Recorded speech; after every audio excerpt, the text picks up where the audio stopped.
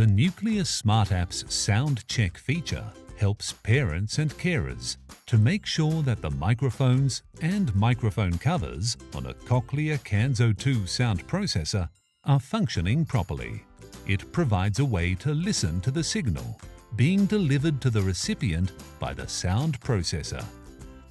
Before using Sound Check, make sure you are in a quiet place and away from devices that could cause interference, such as microwave ovens, other Bluetooth devices, and wireless routers.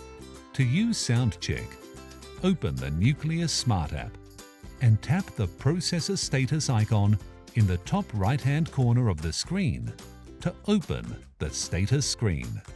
Then, tap the Sound Check icon in the top right-hand corner of the status screen to open Sound Check. If you have two sound processors, the left one will be selected when you open Sound Check. If you want to select the right sound processor, tap the Right Processor Select button.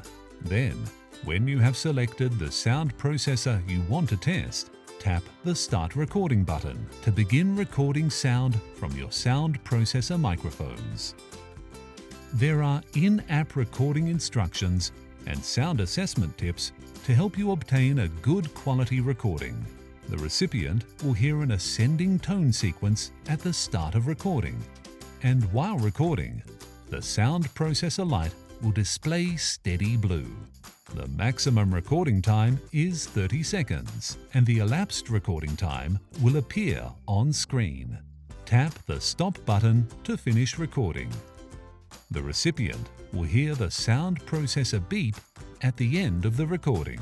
Then, tap the Play button to listen to your recording, and you will be able to assess the quality of the sound that the Kanso 2 sound processor microphones are receiving.